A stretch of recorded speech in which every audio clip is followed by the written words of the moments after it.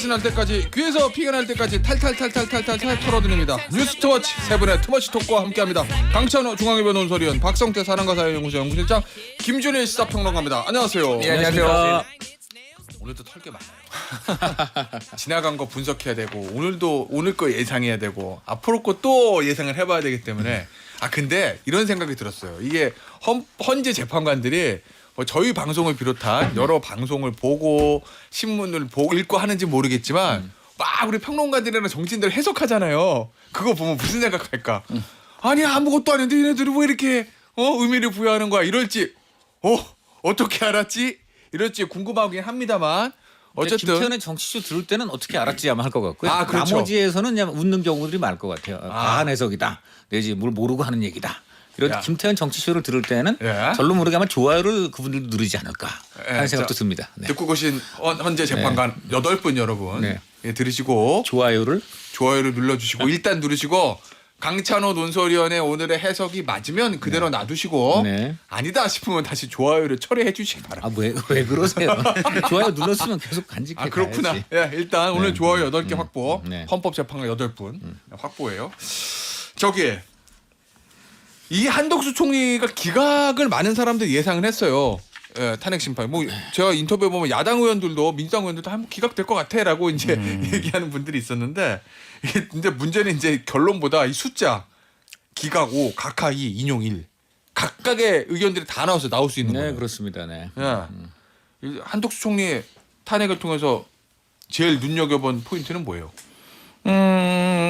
저는 사실 예상 범위에서 아주 크게 벗어난 건 아니다. 저는 계속 헌법재판소가 나왔던 탄핵 선고들이 다 예상 범위 내에 있기 때문에 윤석열 대통령 선고도 예상 범위 내에서 나올 것이다라는 거를 다시 한번 확인했어요. 저는 그러니까 이게 그러니까 좀 더 뒤에 얘기하겠지만 되게 다양하게 나왔잖아요. 근데 이게 이제 의견 일치를 조금 보기 어려운 상황 그리고 지금 최근에 이제 분열된 상황을 어느 정도 반영을 하는 건 맞는 것 같다. 근데 그렇다고 그러면 이 각하 의견이 못 나올 상황이었나 그런 생각이 들거든요. 왜냐하면은 151, 200 이거는 정파에 상관없이 이를테면 법학 교수들도 200으로 해야 된다라는 분들이 꽤 있었어요. 그러니까. 그리고 이제 해설서 같은 데도 그때 당시 직위로 한다 권한대행 이런 얘기가 있으니까 각하를 근데 이제 굳이 각하를 한 거는 여기에서 다양한 방법이 있잖아요. 자기 의사 표시를 하는 거. 근데 굳이 각하를 한 거는 나의 정치적 의사 표현을 해야 되겠다라는 거가 의견이 좀 드러났을 뿐인데 어쨌든 이거 자체가 이례적이라고 저는 보지 않습니다. 그러면 한덕수 총리 탄핵 결과를 보고 나도 윤석열 대통령 탄핵 결과가 어떻게 될 것이라 했다 내 예상을 바꾸지 않겠다. 저는 8대 0으로 계속 똑같이 가고 있어요. 자, 박성태 실장은요? 예상한 것과 예상하지 못한 게 있는데 일단 예상한 것은 기각 나올 것이다 라고 했었고 기각이 나왔죠. 그리고 예상하지 못한 거는 8대 0 전원일치로 기각할 걸로 예상을 했는데 나뉘어졌어요. 그래서 정계선 재판관은 인용을 했죠. 한 명은 인용을 했고 두 명은 각하를 했고 그 부분이 나뉘어졌다는 게 제가 예상하지 못했던 바고 제 예상이 틀렸던 바고 제가 예상했던 거는 극심한 거리의 갈등을 헌재가 알고 있기 때문에 그 전에 감사원장 탄핵소추, 중앙지검장 탄핵소추 등을 보면 전원 일치 의견을 내므로써 나중에 나온 대통령 탄핵 심판에도 전원 일치 의견을 내면서 헌재가 약간 사회 갈등을 좀 쿨다운 시키는 그런 역할을 하려 하지 않을까라는 기대였거든요. 그런데 이번에 인용 의견도 나오고 각하 의견도 나오고 그리고 기각에서 그 재판관은 김복형 재판관 같은 경우는 아예 헌법과 법률 위반도 없다고 그랬잖아요. 각자 자기 의견을 다 냈다. 맞아요. 이거는 제가 추측하기에는 조율을 시도했지만 조율이 안 됐다.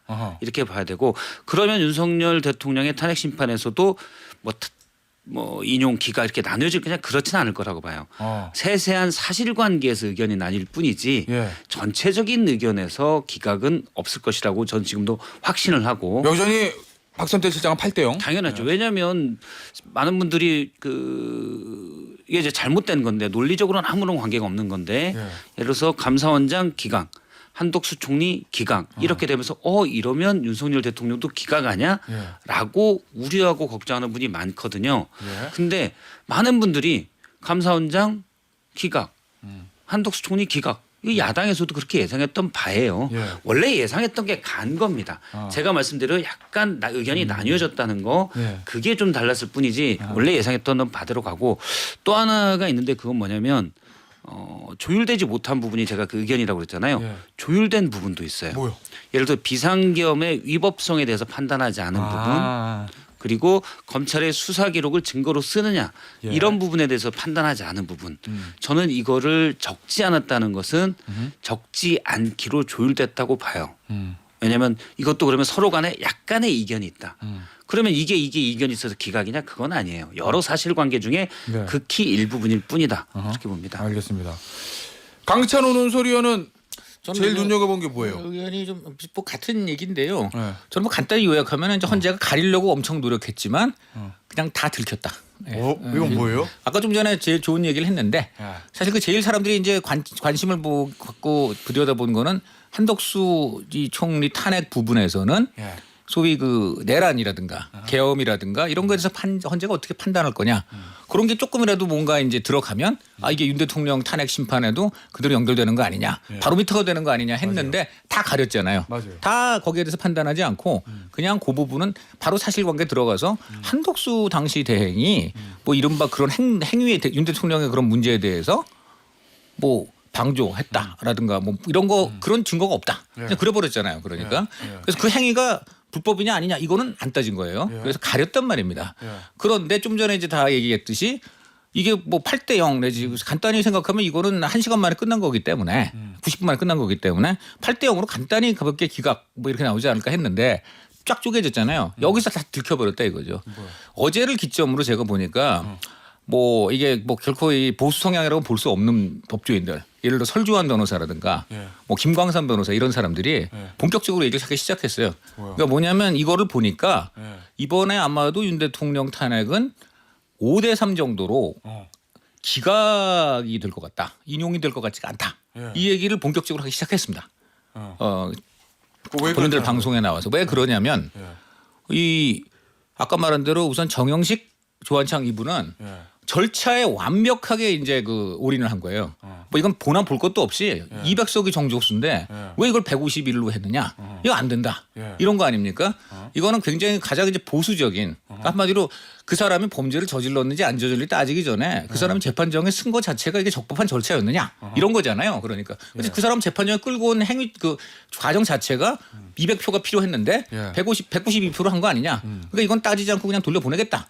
너는 자유다 이런 거죠. 이런 말입니다. 그러니까 굉장히 보수적인 법원칙에 좀 충실한 것이고 그다음 두 번째로 이제 김복형 대법관 현재 재판관의 경우는 이 정족수는 문제를 안 삼고 151석이 마치 이제 맞는 것이냐 해준 측면이 있으나 이분은 오히려 어떤 측면에서 보자면 마음은 본인도 200석인데 거기로 갔다가는 내가 본안에서 내가 하고 싶은 말을 못한다.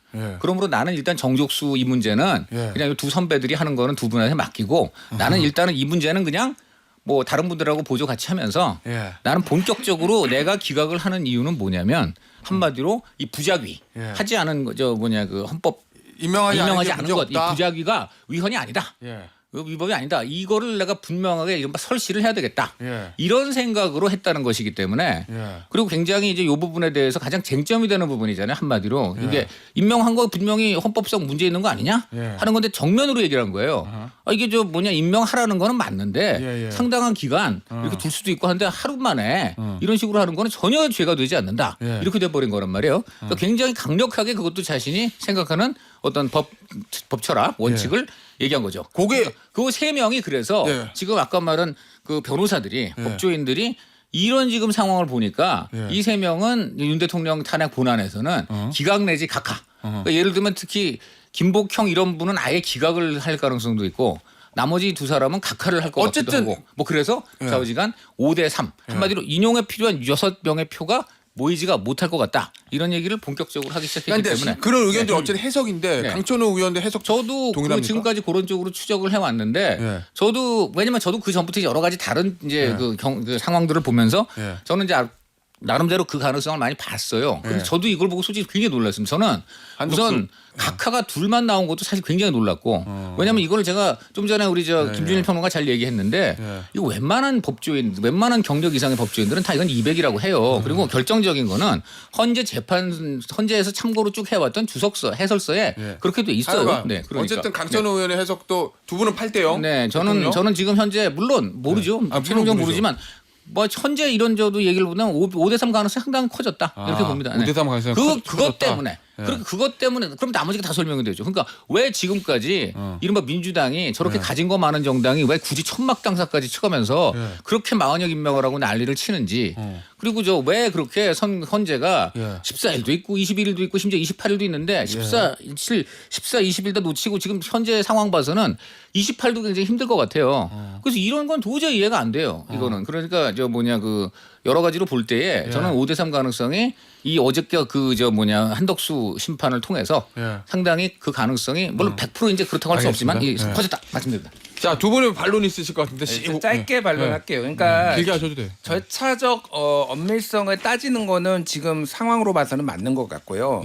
다만 그러니까 그 절차적 엄밀성이라는 게 예를 들면은 151석, 200석 같은 경우에 아까 말씀드렸지만 논란의 소지가 있었잖아요. 그러니까 그런 거를 따지는 거는 오케이. 근데 윤석열 대통령한테 지금 151석, 200석이 지금 적용되는 게 아니잖아요. 그러니까 제가 뭐 그렇게 적용하셨다고 말씀드린 게 아니라 제가 말씀드린 거는 지금 그러면 그 주요하게 나오는 게 그러니까 박성태 실장도 잠깐 얘기하셨지만은 지금 핵심적인 게 뭐였냐면 윤석열 대통령 측에서 절차적 문제 제기한 게 첫 번째 내란죄를 탄핵 소추 안에서 처리한 거. 그거는 1월 6일 날 그렇게 했거든요. 근데 2월 6일에 한덕수 총리 같은 경우에는 이제 내란죄라고 쓰진 않았지만은 내란 행위라고 썼어요. 그것도 철회를 했어요. 그것도 한덕수 쪽에서 문제 제기를 했습니다.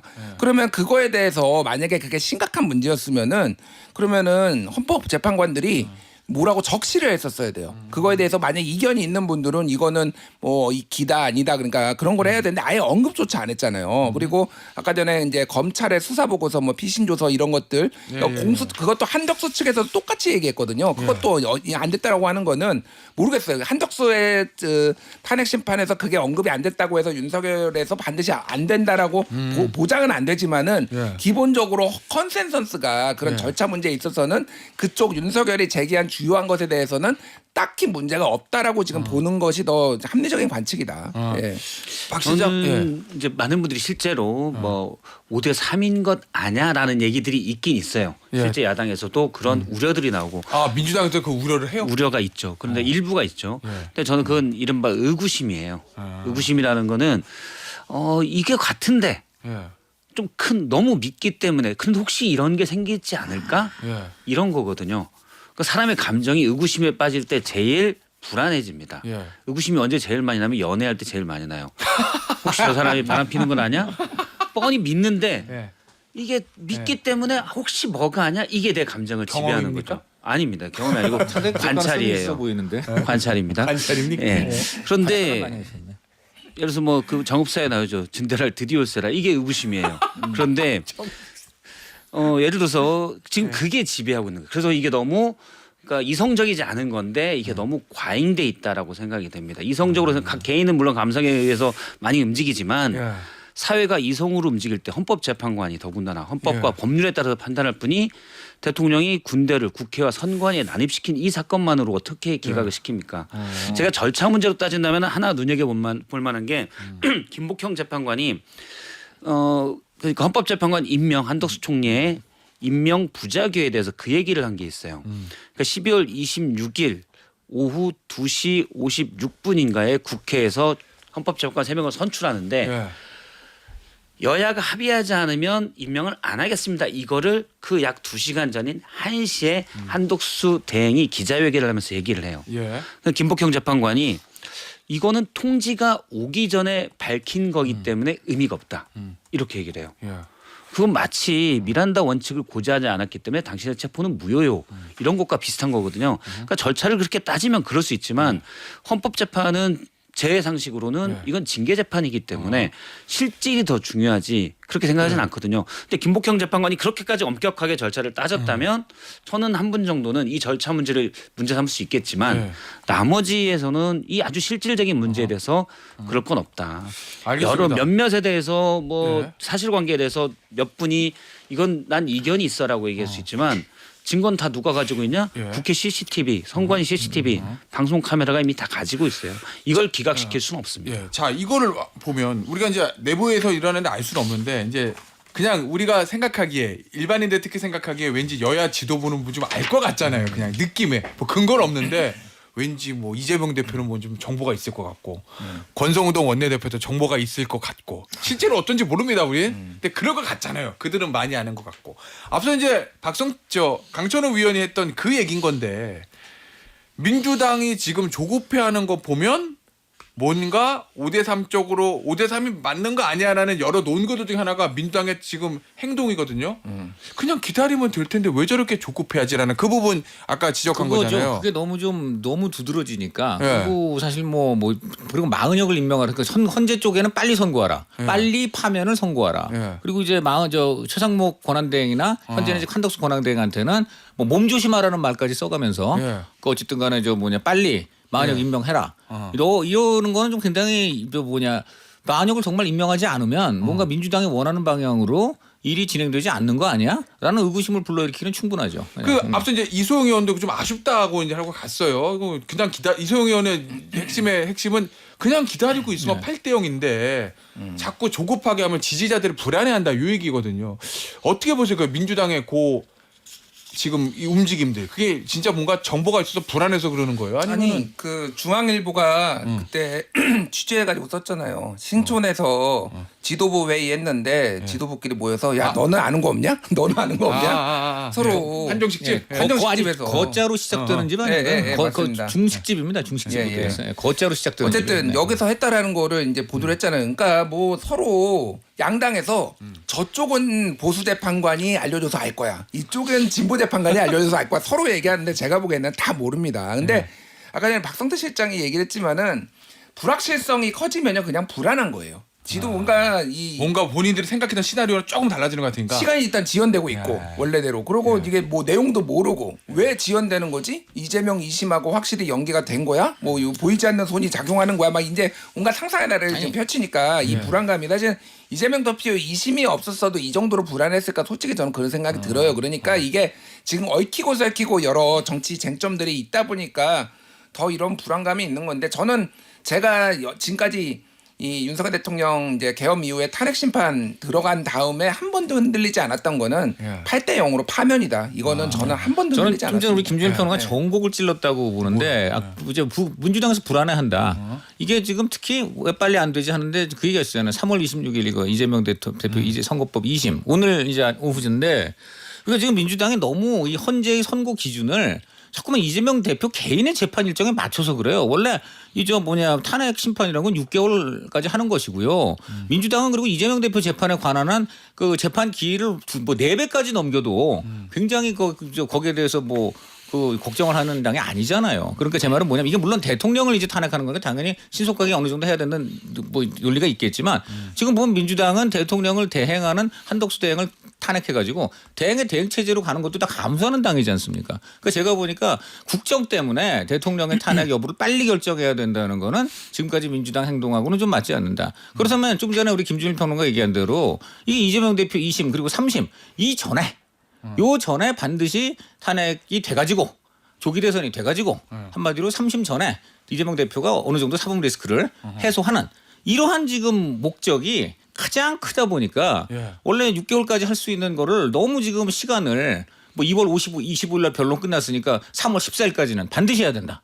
그렇게 하다가 안 되니까 21일 해야 된다. 28일 안 하면 거의 들어눕겠다. 지금 이렇게까지 가고 있는 건데 그 기준만 바꾸면 돼요. 왜 그렇게 서둡니까? 저는 그게 제일 저는 문제라고 봐요. 이 의견 어떻게 보세요? 이재명 대표 2심 선고, 3심 선고. 3심 요거 때문에 민주당이 마음이 급하고 그래서 좀 선고 빨리 그렇죠. 해라. 저는 그거 있다고 봐요. 민주당 이재명 대표의 2심 선고, 그러니까 탄핵 심판이 언제 선고가 되느냐는 만일 오늘 이재명 대표가 유죄를 받으면 대법원 판결까지 혹시 뭐가 더 먼저냐 이게 돼 있는 거잖아요. 네. 조기 대선 날짜하고 그렇죠. 그렇기 때문에 상당히 불안해하는 거고 네. 또 국민들이 불안해하는 거는 윤석열 대통령이 전혀 예상치 않게 그 중죄를 저질렀음에도 석방돼 나와 있기 때문이에요. 다행히 활보나지 않고 관제에 틀어박혀 있는 것 같긴 한데 어쨌든 나와 있으니 이자가 또 무슨 짓을 할지 모르기 때문에 국민들이 불안해하는 거예요. 그래서 빨리 파면을 시켜야 되는 이 불안감 때문에 본인의 기대보다 늦어지면서 그 불안감이 더 커지는 거다. 그런데 뭐 당연히 우리 사회가 당연히 이성적으로 굴러가는 거잖아요. 사회 자체는 더군다나 그 이성의 가장 위에 9명의 현인이라는 헌법재판관들이 있는 거예요. 그렇기 때문에 저는 이건 무조건 인용이다, 파면이다. 8대 0이 아니라 만일 32명이다, 32대 0이에요. 알겠습니다. 역시 이번에도 전곡을 찌르시 두 분이 오늘 전곡을 찌르셨는데 이번에 전곡을 찌르신 건 그겁니다. 한마디로 이분이 구속 취소돼서 지금 나오셨잖아요. 이것 때문에 만약에 지금 헌재 안에서 기각을 생각하시는 분들은 자신의 논리에 더 힘이 실린 거예요. 만약에 계속 구속이 취소되지 않고 옥중에 있으면 기각을 때려봤자 이 국정에 복귀하기가 어렵잖아요. 옥에 계속 있으니까. 그런데 이제 구속이 취소돼서 나왔기 때문에 만약 기각을 때려가지고 이제 윤석열 대통령이 국정에 복귀를 할 수가 있게 되잖아요. 그러니까 이것도 기각을 만약에 생각하는 헌재 재판관이 있다면 현실적으로 그러니까 예를 들어 뭐 옥중에 있는 경우라면 반대하는 인용해야 되는 재판관들이 아니 기각을 때려봤자 이분 옥중에 있는데 이런 것도 고려해야 되는 거 아닙니까? 라는 반론에 부딪힐 수가 있는데 그것도 해소가 되죠. 네, 그렇습니다. 알겠습니다. 뭐 지금 말씀 앵커가 지적하신 대로 민주당도 약간 불안해하는 모습을 보이기 때문에 뭔가 정보가 있는 건 아니야 이러잖아요. 저희 야당 의원들도 만나보고 또 여당에 좀 이런 내용들을 잘하는 분도 봤지만 장담컨대 양측 다 정보는 없습니다. 저는 없어요? 국민의힘이 한 가지 부러워하는 건 있어요. 뭐요? 왜냐하면 헌재 재판관들 중에 여성분들 특히 이제 좀 야권 성향, 진보 성향 그 여성분들의 남편. 이 남편들이 변호사들인데 그 변호사들이 민주당과 가까운 뭐 민변과 가까운 뭐 김희수 또 누구죠? 그 변호인단하고도 가까운 뭐 이런 분들이다 보니까 아마 그 헌법재판관들이 집에 가서 뭐 남편한테 양심상 얘기를 하겠습니까? 안 하리라고 믿습니다. 그러나 표정만 보면 뭔가 이분들이 원하는 방향으로 간다면 얼굴에 웃음이 돌 것이요. 오늘 좀 뭔지 모르지만 평의가 이분들 마음에 안 들게 끝났다 하면은 이분들 표정이 어두운 거 이거는 못 숨기잖아요. 아닌 말로 또 그리고 자다가 잠꼬대를 할 수도 있어요. 그런 거를 들을 수도 있잖아. 뇌피셜이에요 이거. 아니 여기까지는 사실이에요. 그러니까 분명히 그 헌법재판관을 아내로 둔 그 변호사들이 있는데 그 변호사들은 민주당과 가까운 분들인 건 거기까지 사실이에요. 거기까지는 사실이기 때문에 표정까지는 내가 제가 그러니까 이런 얘기 헌법재판관들이 굉장히 양심이 투철하신 분들이기 때문에 절대 집에 가서 얘기 안 할 겁니다. 전 철통반 믿습니다. 그런 사람이 표정은 순간적으로 그렇다면 그 남편도 법 전문가니까 아유 오늘 대강 보니까 이럴 수 있는 거죠. 아 그래서 네. 그렇게 정보를 민주당이 입수해서 했는데 민주당이 저렇게 불안해하는 거 보니까 국민의힘이 야 그러면 좋은 거 아니야 이런다. 그 국민의힘에 그런 분들이 있어요. 근데 저는 이번에 볼 때 가장 민주당이 헛발질한 거는 대표적으로 최상목 권한대행 탄핵하겠다고 했는데 그날 오후에 바로 헌재에서 한덕수 대행 선고하겠다고 해버려가지고 정보가 없는 거네요. 예, 그거는 정보가 없었다라고밖에 볼 수가 없고요.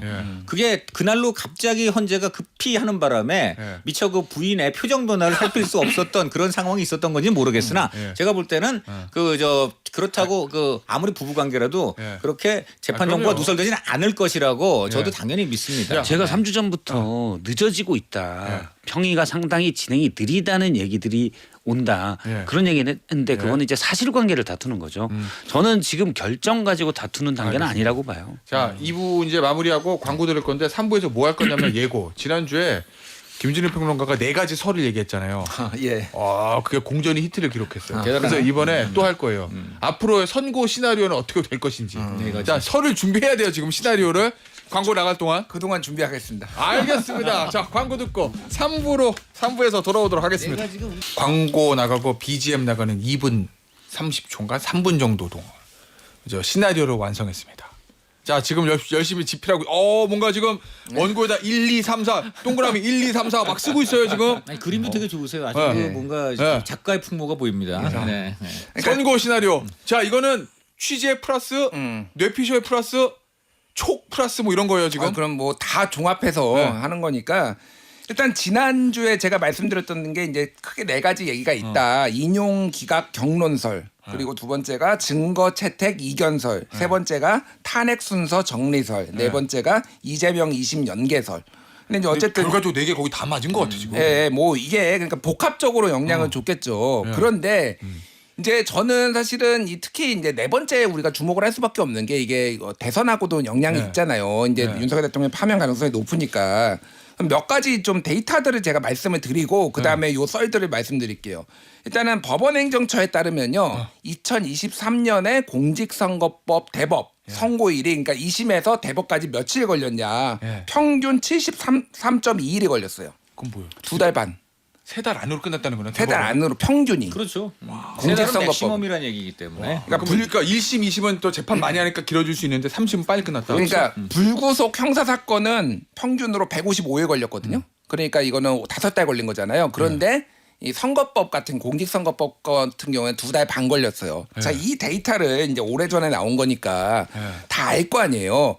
그러면은 이게 이제 이재명 2심 연계설이 만약에 맞다라고 한다라면은 특히 이제 보수 재판관들이 이제 윤석열의 탄핵을 기각할 수는 없어도 최소한 보수 진영에서 얘기하는 거를 어느 정도 고려는 해줘야 된다라고 한다라면은 이 선고가 생각보다 더 늦춰질 수도 있다. 왜냐하면 이게 평균이 74면 2달 반이잖아요. 근데 지금 붙으면은 이재명 2심 나오고 이번 주 금요일에 예를 들면 윤석열 하면은 60일밖에 안 돼, 2달밖에 안 되잖아요. 이거를 더 뒤로 미룰 수 있는 거 아니야?라는 얘기들이 나와요. 그렇기 때문에 윤상현 의원의 주장은 4월 11일 설. 그러니까 헌재가 그것 때문에 좀 더 미룬다. 아니, 그러니까 공식적으로 우리가 뭐 헌법 재판관들끼리 우리가 뭐 우리는 이재명 2심 뭐 이런 얘기를 하진 않겠지 하지만은 그 앞에서 얘기했던 증거 채택에 관해서 깐깐하게 본다든지 나는 이거에 대해서 생각이 다르다든지 뭐 등등등 해가지고 경론이 벌어지고 이견이 있고 이게 어쨌든 내가 평의에서 판결로 넘어가는 과정은 한 명이라도 나는 이거 문제 있는데라고 하면은 못 넘어가는 거예요. 그러니까 기본적으로 그런 과정들을 시간을 지연하거나 할 수 있는 가능성은 배제할 수 없다라는 거를 이제 말씀을 드리는 거예요. 그래서 첫 번째는 이제 3월 중 선고설 이게 지금 이번 주 금요일에 이제 3월 중 선고설이 오늘 만약에 지정을 하면은 가능성을 배제할 수 없지만 굉장히 힘든 것 같다 지금. 지금 분위기는 아닌 것 같아요. 목요일 그리고 목요일날 내일 일반 선고를 40건을 해요. 그렇죠. 그게 큽니다. 예. 40혁이 아니고 40건. 예. 40건. 그러면은 한덕수의 40건에 게다가 윤석열 이런 식으로 한 전례가 없다라는 거예요. 연속 일반적으로. 이틀 안 해요. 예. 연속 이틀 안 합니다. 그러면은 4월로 넘어가는 건데 그래서 3월 선고설이 조금 희박해졌고 두 번째가 이제 3월 초중순 선고설 이게 4월 초중순. 4월 죄송합니다. 4월 초중순 선고설 같은 경우에는 이제 좀 유력하죠. 그러니까 다음 주 예를 4월 4일 예를 들면 4월 4일 아니면 4월 11일. 다만 4월 4일에 어감이 안 좋아서 4월 3일과 4월 11일 설이 나오고 있습니다. 아 예. 왜냐면 무속에- 잠깐만요. 우리가 가세요. 네. 무속에 빠지면 안 되고요. 이건 그냥 어감이에요. 무속 아닙니다. 근데 이제 다음 주에는 또 보궐선거가 있어요. 수요일에. 아, 그렇구나. 예, 그래서 그 전으로 하기도 어렵고 뭐 그런 것까지 고려를 하면은 뭐 4월 4일 하거나 아니면은 11일까지 간다라는 건데 왜 11일이냐면은 4월 18일 날 이제 그 문영배 이미선 재판관이 퇴임하잖아요. 그러면 헌법 재판관들끼리의 컨센서스가 있으면은 최소한 상호 존중을 하거든요. 어쨌든 아무리 이견이 있어도 그러면은 4월 18일 이전에는 해야 된다는 컨센서스가 있으니까 이게 제일 유력해요 지금. 4월 11일 설이 그러니까 그러니까 초중반 어쨌든 4월. 근데 또 최근에 지금 정치권에서 나오는 게 4월 18일 이후로 2명의 재판관들이 퇴임을 하고 그 다음에 그러면 6인 체제가 되잖아요. 마은혁 임명 안 하고 그러면은 이게 이제 저는 좀 이거의 가능성 희박하게 보는데 한덕수 권한대행 2년 지속설까지 얘기가 지금 2년 지속설은 이게 무슨 얘기냐면은 헌재가 식물이 되니까.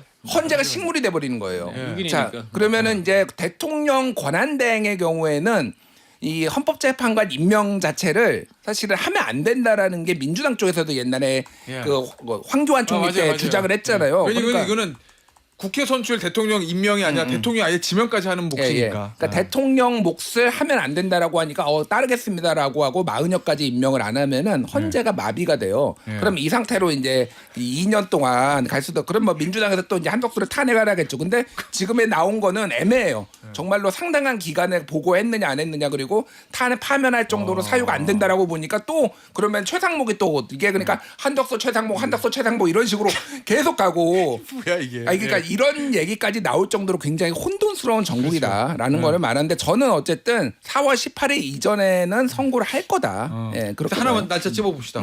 며칠? 저는 4월 11일. 11일. 예, 윤상현 의원하고 상당히 비슷해졌어요. 그래요? 의견이. 예. 자, 박성태 실장. 저도 뭐 4일 11일 가능성이 높다. 예. 네. 이번 주 물건은 같다. 뭐 그러면 4, 10일, 4일 왜냐면 마지막 되면요 일주일이 우리가 생각할 때 뭐 일주일 뭐 늦게 난다고 별거 아닐 수도 있겠지만 이게 이재명 대표하고 좀 연관돼 있으면 일주일이 지금 클 수도 있거든요. 자, 4월 4일설 11일설 어디? 4일 해야 되지 않겠습니까?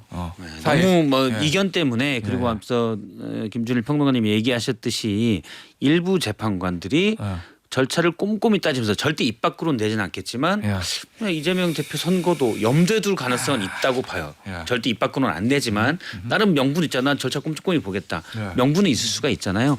저는 그럴 가능성도 있을 수 있다고 보는데 그렇다고 이 사회 혼란 또 국민들의 불안감이 커지는데 헌재가 계속 끈다? 저는 그건 있을 수 없는 일이라고 보고 물론 이제 헌재가 신중하게 하겠다. 예. 헌재를 이제 압박해서는 안 돼. 신중하게 했다면 그건 또 인정해야 될 부분이고. 예. 근데 18일을 넘어간다는 거는 이거는 탄핵 그건- 심판을 안 하겠다는 얘기이기 때문에 예.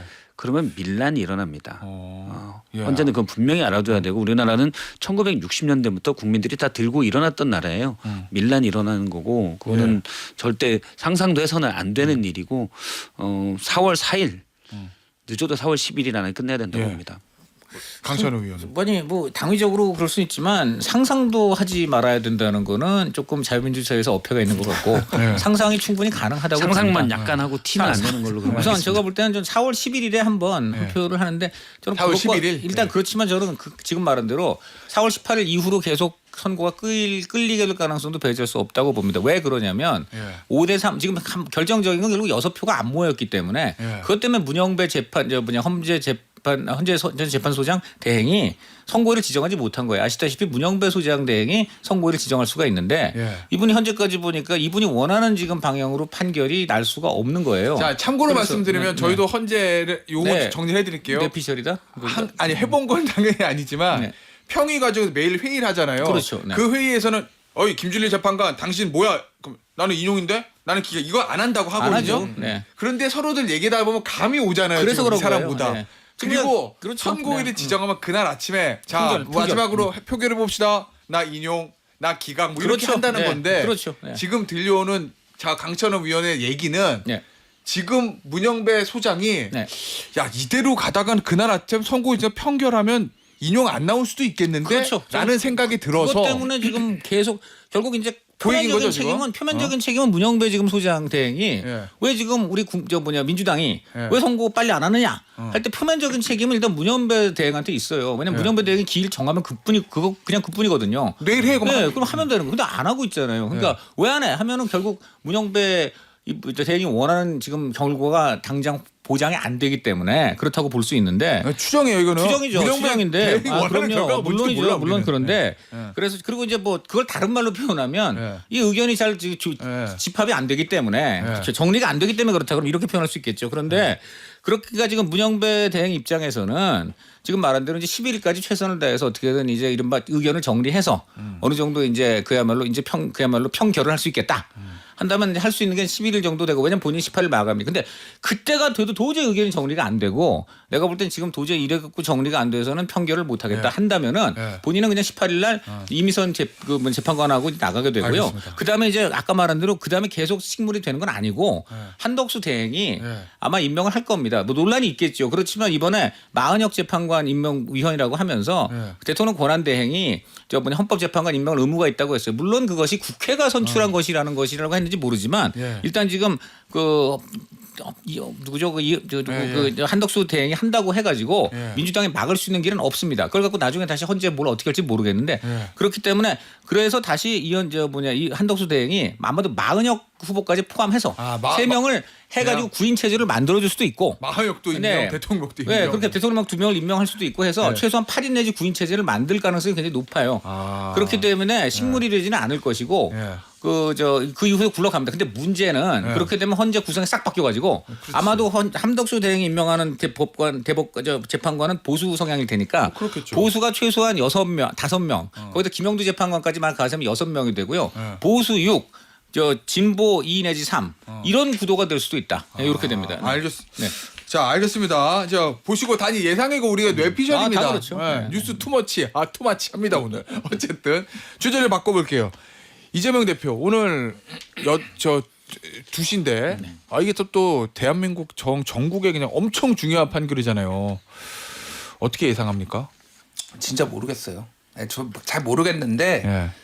그러니까 법조 쪽에 뭐 여기 법조인도 계시고 그러는데 얘가 1심 재판부보다는 2심 재판부가 조금 덜 강경하다 이 사안에 있어서 그런 얘기들은 나오더라고요. 그런데 이제 그러면은 징역 1년에 집행유예 이제 2년 징역형이었잖아요, 이게. 네. 그러니까 그거를 그러면은 100만 원 아래. 100만 원 아래로 보내는 거는 상당히 여러 단계를 이제 2단계 이상을 이제 소위 말해서 감형을 해 참작 사유가 있어야 되는 건데 그게 좀 쉽지 않다라는 얘기는 이미 나오고 그래서 오히려 무죄 가능성이 좀 더 높다. 차라리 그거 100만 원 이하보다는 차라리 다 차라리. 예, 뭐 특히 저는 지속적으로 얘기하지만은 김문기를 몰랐다라고 하는 거는 이거는 기소부터 잘못됐다라는 생각을 해요. 그러니까 그런 거 가지고 기소하면 그거는 정치적으로 사람들의 판단에 맡길 일이지 거짓말쟁이인지 아닌지는 뭐 어쨌든 그래서 이게 여기에서도 이제 뭐 모르겠는데 무죄가 나오면 당연히 이제 이재명 대표는 날개를 다는 건데 유죄가 나왔을 네, 경우에 이 그 경우. 불확실성 아까 전에 윤석열 대통령 탄핵 심판 요거까지 지연되면서 일각에서 지금 나오는 얘기가 범민주진영의 무소속 후보 출마설이 나와요. 범민주진영 무소속 후보. 이게 뭐냐면은 대법 선고가 대법원이 작심을 하면은 이를테면은 지금 아까 얘기했듯이 제가 4월 11일 뭐 이때까지 가면은요 아까 전에 얘기했던 73.2일보다 넘어가거든요. 그 기간이 비슷해져요. 비슷해지거나 넘어가면은 대법이 이제 작심하면은 이게 선고할 수도 있다라는 얘기가 나오니 이재명이 유죄가 나오고 그렇게 될 경우에는 30일 전에는 후보 등록을 해야 되기 때문에 민주당은 이제 후보를 그러면 가질 수가 없어요. 그거에 대안으로 이제 민주당의 성향의 사람을 무소속으로 출마를 시켜서 그 만에 이재명이 낙마할 경우에는 그 사람을 이제 사실상의 민주당 후보로 일종의 스페어. 그게 이제 어떤 사례가 있었냐면 2007년 대선 때 이명박 후보가 이제 BBK 문제로 맞아. 완전 곤란에 처했고 이랬을 때 이회창 전 총리가 나와 내가 스페어 후보다 일종의 그런 식으로 했지만 결국은 BBK가 그때 이제 대선 전에 안 났잖아요. 그러면서 그게 유연부가 됐지만 그런 전례가 있어요. 그래서 그런 얘기까지 이게 당에서 공식적으로 지금 지도부가 얘기할 수는 없죠. 그냥 불경죄니까 그건 불경죄니까 할 수는 없지만은 그런 얘기가 지금 민주당 일각에서 나올 정도로 지금 상황을 약간 심각하게 보고 있다. 알겠습니다. 자, 무죄가 나오거나 80만 원 아래로 나오면 뭐 100만 원 아래. 100만 원 아래로 나오면 그냥 뭐 저 날개를 다는 거예요. 거의 그냥 대선이 굳어지죠. 예, 거의 9분응선. 9가 뭐야? 99분응선까지 넘었다고 할 정도로 되는 건데 만약에 지금 유죄가 나왔다. 그러면 이 스페어 후보론 이거 저는 가능성이 지금 이재명 대표 제 개인적인 제 머릿속 계산기로 이재명 대표의 대통령 가능성 대선 주자가 되고 당선이 될 가능성 80% 정도라고 보는데 만약 오늘 유죄가 나온다 그럼 60% 정도로는 떨어질 것 같아요. 만약에 무죄가 나온다 오늘 2심에서 그럼 90%가 될 수도 있고 90%도 뭐 변동성이 많은 거예요. 맞아요. 그런데 만약 유죄가 나온다면 60%로 떨어질 수가 있고 일단 경선에서도 민주당 지지층에서 불안해할 수 있죠. 말씀하신 대로 지금 탄핵 심판이 늦어졌기 때문에 대선 후보가 됐는데 정확히는 선거일 D-24 플러스 2의 후보 등록을 합니다. 그다음 후보 등록을 추가로 할 수 있는 건 딱 하나의 경우밖에 없어요. 공직선거법에 돼 있습니다. 후보자가 사망했을 경우. 그때는 새로 후보 등록을 할 수 있는데 아니면 선관위에서 후보 등록을 받지 않아요. 그냥 만약에 대법원 판결이 나버리면 이렇게 될까 봐 불안하잖아요. 그렇기 때문에 제가 듣기로는 친명 일부가 사실 스페어부가 필요하지 않겠냐 이런 얘기를 했다고 해요. 물론 이재명 대표한테 얘기하거나 그런 것 같지는 않고 친명 쪽에서 친명 본인들끼리도 일부 쪽에서도 비명 얘기인 줄 알았는데 친명이라니까. 예. 아니 그 얘기를 제가 비명한테 들었어요. 비명한테 듣기를 친명 일부가 그런 얘기를 하던데라고 정확히 제가 들은 대로만 얘기해 드리는 겁니다. 그렇게 들었는데 저는 만일 탄핵 심판이 1, 2주 정도가 연기되고 4월 4일 이후로 넘어가고 그리고 오늘 만약 유죄가 난다 그러면 친명 쪽에서도 사실은 스페어부를 준비할 수밖에 없을 거예요. 경선에서라도 이기려면 일단 안 그러면 경선부터도 민주당 지지층은 불안하거든요. 왜냐하면 계엄까지 하고 또 이 탄핵 심판에서 계엄한 대통령을 두둔하고 있는 국민의힘 후보가 대통령이 돼? 이건 받아들일 수가 없는 거예요.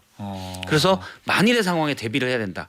그러니까 만약 이재명 대표가 유죄난다면 경선부터 불안해질 수가 있기 때문에 이재명 대표 측이라면은 좀 더 객관적이고 치밀하게 간다면 자 그럴 경우 믿을 만한 스페어가 있습니다라는 것과 또 플랜 B로 마련은 하죠. 근데 이제 이게 보니까 시점이 대법원이 선고가 그닥 확 빨리 해가지고 후보 등록 전에 또 나올 수 있는 건 아니거든 물리적으로. 그렇죠. 예. 나오면은 후보 등록 후 대선 전이란 말이에요. 만약에 나온다고 아니, 하면. 그거는 저 뭐냐 그 탄핵 선고가 아니, 거기 또 있어요. 아니, 물론 전제되는 4월 11일 거예요. 전제로 하고 네, 4월 네, 18일 네. 전에 나오면 그 이후로 넘어가면 이제 뭐 그 이후로 넘어갈 뭐, 가능성이 있으니까. 예. 4월 11일 정도라고 요거를 예. 제가 조금 말씀을 드린 게 좋을 것 같은 게 어떤 과정을 거치느냐 뭐 이제 또 법조인들은 잘 아시겠지만은 일단은 2심이 끝나고요. 이제 하려면은 당사자는 판결문을 송달받은 날부터 7일 이내에 상고를 해야 돼요. 예. 그리고 그러니까 선고하고 이제 예. 7일이니까 예. 다음 주. 그럼 꽉 수요일까지요. 채우겠죠 아마 예. 뭐 그거를 그러면은 상고장 접수 후에 서울고법은 14일 이내에 소송 기록을 대법원에 보내야 되는데 14일을 꽉 채우진 않아요 빨리 일반적으로. 보낼 거예요, 이번에는. 이번에는 빨리 보내는 가능성도 있는데 어쨌든 횡단보도 하나만 건너면 된다는 거예요. 예. 네. 그 다음에는 대법원이 당사자에게 소송 기록 접수 사실을 통지를 합니다. 그러면은 상고인은 그 이로부터 20일 이내에 상고 이호서를 제출을 해야 돼요. 그러니까 물리적으로 보면은 한 달 이내는 못 나와요. 이 시간만 그렇지. 봐도. 네. 근데 거의 보통 그래서 2달이 넘어가는 이유가 이런 것들이 딱딱딱 지키면은 그렇게 되는 건데 그러니까 대법원이 작심을 하면은요 진짜 한 달 반 만에도 나올 수 있다 네. 이거는. 그러니까 작심하면 나오거든요. 근데 어쨌든 그럼 민주당 입장에서는 후보 교체가 안 되는 가능성이 있으니까 만약에 최악의 경우에는 그렇죠. 그러면 스페 후보로 4개 나왔잖아요. 예. 누가 얘기되고 있어요? 뇌피셜. 아니 K모가 그건 뇌피셜로 진짜 그 김기현은 일부 아니잖아. 예? 뭐 김부겸 총리 가능성이 있다. 이게 뭐 얘기는 되는데 김부겸 전 예를 들어서 총리. 무소속이든 만약에 이건 다 그 만약에 가정입니다. 만약에 스페어 후보가 필요하다 그러면 일단 대중적 인지도가 있어야죠. 왜냐하면 민주당 후보를 못 달잖아요.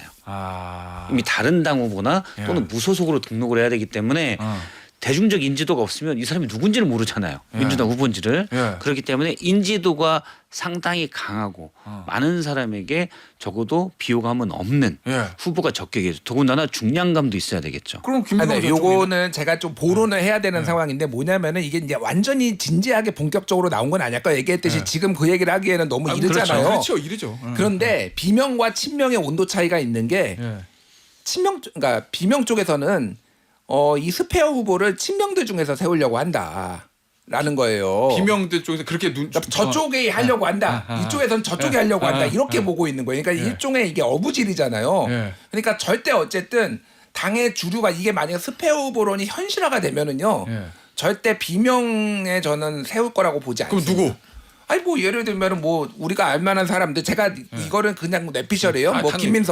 김민석 최고위원, 뭐 예를 들면 정청래, 뭐 이런 분들이 있지 그런 않겠어요? 분들이 그러니까? 스페어로. 스페어로 그러니까 친명 쪽에서 스페어가 나올 가능성이 더 높지 비명에서 나올 가능성은 높지 제가 않다. 볼 때는 네. 뭐 그렇게 지금 계획하는 분들이 친명 쪽에 계시는지는 모르겠으나 비명계가 그 지금 말한 대로 단일하게 그럼 이재명 대표가 위험해? 그럼 우리 전부 다 뭉쳐가지고 우리 저 일종의 스페어 후보 하나 만들어 보자.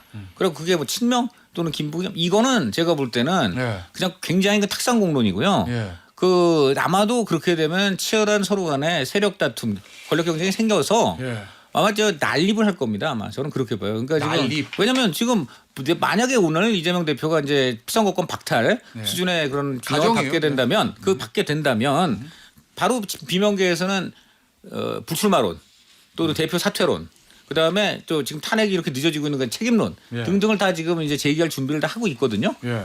그래서 그런 것들을 갖고서 이제 바로 공격에 들어갈 거기 때문에 제가 볼 때 질서 있게 이재명 대표 위험하면 우리 다 모여서 그냥 그 스페어 마련하자.